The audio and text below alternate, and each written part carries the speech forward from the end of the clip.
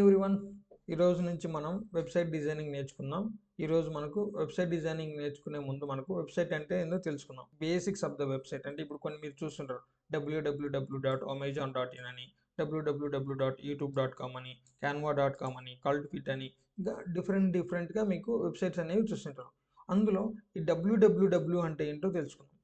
ఈ అమెజాన్ అంటే ఏంటో తెలుసుకుందాం. ఈ .in అంటే ఏంటో ఈరోజు తెలుసుకుందాం మనం. ఓకేనా? ఒక్కొక్క దాని గురించి డీటెయిల్గా తెలుసుకుందాం. ఈ www అంటే ఏంటి, దీని ఏమంటారంటే వరల్డ్ వైడ్ వెబ్ అంటారనమాట. www అంటే 3 డబ్ల్యూ ఉన్నాయి. ఒక డబ్ల్యూ వరల్డ్, ఒక డబ్ల్యూ వైడ్, ఒక W web, world wide web. ఇది ఏం చేస్తారంటే ఇంటర్నెట్లో మన వెబ్సైట్ని విజిట్ చేసుకోవడానికి యూజ్ అవుతుంది అనమాట. It helps to visit website on the internet అనమాట.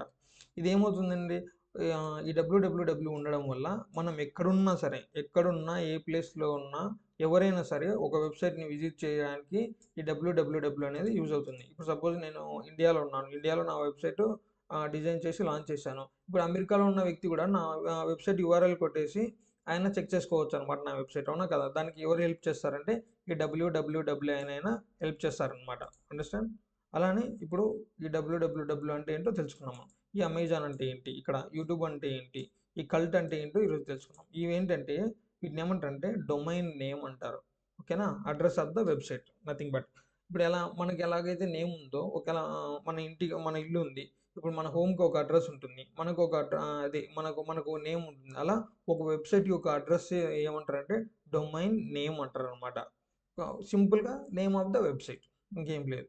ఇప్పుడు .in కొన్నిటికుంది, .com కొన్నిటికుంది, .fit కొన్నిటికుంది. వీటిని ఏమంటారంటే డొమైన్ ఎక్స్టెన్షన్. వీటిని ఏమంటారు? డొమైన్ నేమ్ అంటారు. ఇప్పుడు అమెజాన్ ఉంది, దీన్ని ఏమంటారు? డొమైన్ నేమ్ అంటారు. .in ఉంది, దీన్ని ఏమంటారంటే డొమైన్ ఎక్స్టెన్షన్ అంటారు. ఓకేనా? Domain extension.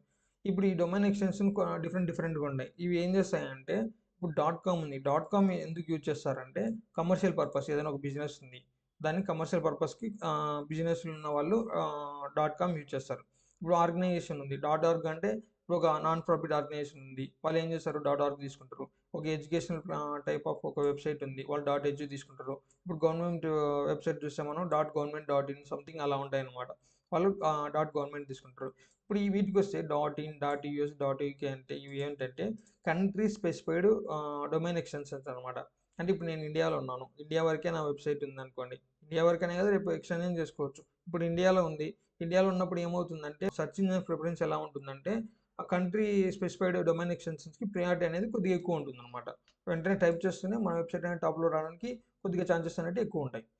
అలానే మీరు గమనిస్తే మీరు గమనించుంటారు కూడా, కొన్నిటికి HTTP అండ్ HTTPS అని ఉంటాయి. వీటిని ఏమంటారంటే హైపర్ టెక్స్ట్ ట్రాన్స్ఫర్ ప్రోటోకాల్ అంటారు. ఏంటి? హైపర్ టెక్స్ట్ ట్రాన్స్ఫర్ ప్రోటోకాల్ అనమాట. ఇవి ఏం చేస్తాయంటే ఇప్పుడు మనం ఏదైనా ఒక వెబ్సైట్ యూఆర్ఎల్ కొట్టి టైప్ చేసి సెర్చ్ చేసినప్పుడు ఆ వెబ్సైట్లో ఒక బ్రౌజర్కి వెళ్ళేసి అక్కడ ఉన్న ఇన్ఫర్మేషన్ మనకు చూపించడానికి యూజ్ అవుతాయి అనమాట. ఇప్పుడు HTTP అండ్ HTTPS రెండు ఉన్నాయి. ఈవెంట్ ఏంటంటే ఇప్పుడు HTTPSకి ఒక చిన్న తేడా ఉంటుంది. ఏదంటే సెక్యూరిటీ అనమాట. HTTPS అంటే సెక్యూరిటీ. ఆల్రెడీ సెక్యూర్ అని ఉంది కాబట్టి మన డేటా అనేది, మన వెబ్సైట్లో డేటా ఏమవుతుంది, సేఫ్గా ఉంటుంది అనమాట. చిన్న డిఫరెన్సెస్ ఉన్నాయి, నేను చెప్తాను, అర్థం చేసుకోండి. ఇప్పుడు సపోజ్ HTTP ఉంది, HTTP ఏంది, సెక్యూరిటీ కాదని చెప్పుకున్నాం. సో ఆటోమేటిక్గా ఇలాంటి వెబ్సైట్ ఏముంది, సెక్యూరిటీ ఉండదు. ఓకేనా? HTTPS అంటే సెక్యూరిటీ ఉంది. ఈ S ఉంది కదా, దీని ఏమంటారంటే SSL అంటారు. ఓకేనా? SSL సర్టిఫికేట్ ఉంటేనే ఈ సెక్యూరిటీ అనేది వస్తుంది అనమాట. సో ఆటోమేటిక్గా ఇది సెక్యూరిటీగా ఉంటుంది. ఓకేనా? యూజెస్ SSL ఆటోమేటిక్, ఇక్కడ చెప్పుకున్నాం SSL సర్టిఫికేట్ ఉంటేనే ఈ S అనేది యాడ్ అవుతుందని. ఇక్కడ S లేదంటే ఆటోమేటిక్గా దీనికి సెక్యూరిటీ లేదు, SS సర్టిఫికేట్ అని లేదు, ఇక్కడ ఆటోమేటిక్గా ఉంటుంది ఇంకా. ఓకేనా?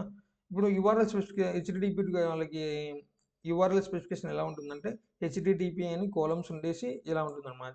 HTTPS వాటికి ఇలా ఉంటుంది. HTTPS అని చెప్పేసి వాళ్ళ వెబ్సైట్ అడ్రస్ అనేది ఉంటుంది. ఇంకా ఇక్కడ చెప్పుకున్నాం, ఇక్కడ సేఫ్టీ, HTTPకి సేఫ్టీ లేదు, HTTPSకి సేఫ్టీ ఉందని చెప్పేసి. ఇక్కడ HTTP ఉన్న వెబ్సైట్లో మనం పేమెంట్ చేస్తామా, పేమెంట్కి సేఫ్ అంటే నో. ఆటోమేటిక్గా HTTPS ఉన్న వాటికి పేమెంట్ అనేది సేఫ్గా ఉంటుంది అనమాట. అర్థమైందా? ఇది ఒక వెబ్సైట్ అంటే ఏంటి, వెబ్సైట్ యొక్క బేసిక్స్ అనమాట ఇవి. మీకు ఇందులో ఏదైనా డౌట్ ఉంటే నాకు కింద కామెంట్ చేయండి, నేను మీకు డీటెయిల్గా ఎక్స్ప్లెయిన్ చేస్తాను. Thanks for watching.